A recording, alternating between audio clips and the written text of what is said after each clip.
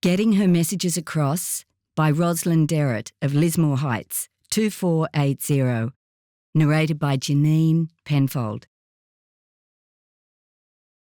Anna recognised changes in daily home life from the 1920s to 2020s had been nothing short of revolutionary, personally and globally. Advancements in technology, social norms, household structure, and work-life balance dramatically reshaped how she lived, survived, and thrived.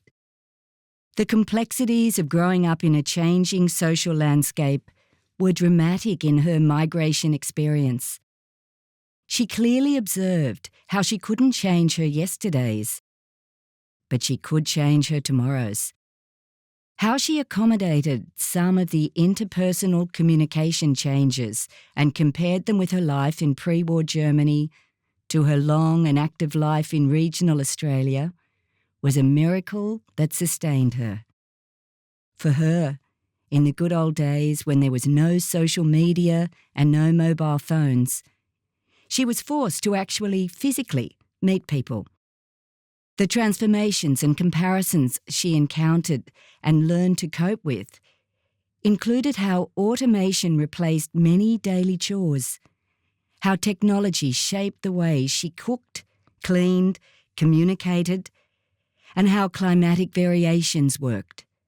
Her family dynamics became more flexible while influenced by dramatic global forces.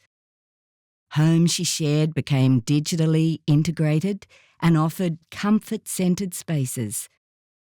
Her embedded spirit evolved and sustained her. She was a voracious reader, diligent dictionary user, and congenial communicator with all she interacted. She revelled in learning not only new languages, but was intrigued by distinctive figures of speech in the Australian vernacular. Distinct symbols, signs and behaviours emerged to guide her endeavours. Over the years, she managed to better understand the culture, the humour and social engagement through appropriating such expressions as "don't count your chickens," "a watch pot never boils," "burning the candle at both ends," "hush your mouth," "barking up the wrong tree," "bite the bullet," "burning the midnight oil," "bury the hatchet," and "mad as a hatter."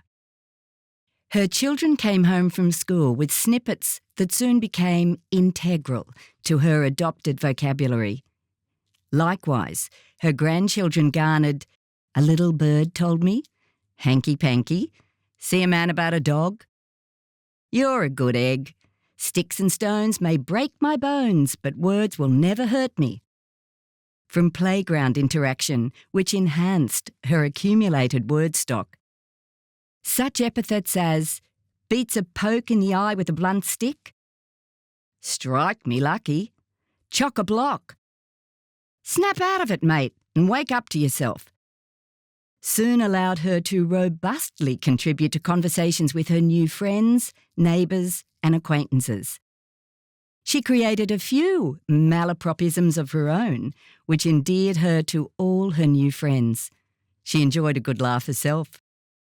Soon, she could confidently employ "see a man about a dog," "gee willikers, a kangaroo loose in the top paddock," "happy as Larry," "well, I'll be a monkey's uncle," "done like a dinner," "your blood's worth bottling," "she'll be apples," "I didn't have a brass razoo," courtesy of her husband's work experience with colleagues and the general public.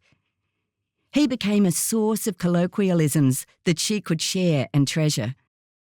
She became familiar with incidental greetings to celebrate social interactions like "Chrissy, Brekkie, see you the Savo." As time went by, she became quite self-assured in expressing herself and began writing conversational letters to her family, now dispersed around the world pursuing their passions. They fed back to her new words to delight her growing body of language to utilise in social spheres of activities she undertook as a community volunteer in numerous welfare, arts-based and migrant activities. She soon became the secretary of some of the organisations she participated in and broadened her understanding of more formal expressions.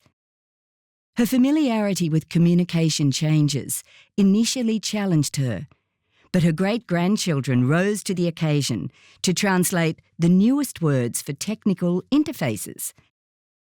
One of her daughters undertook higher education and translated her latest selection of academic abbreviations with M.App.Sc, PhD, MBA, and corporate shorthand through CEO, VP, Vice President, following her midlife employment.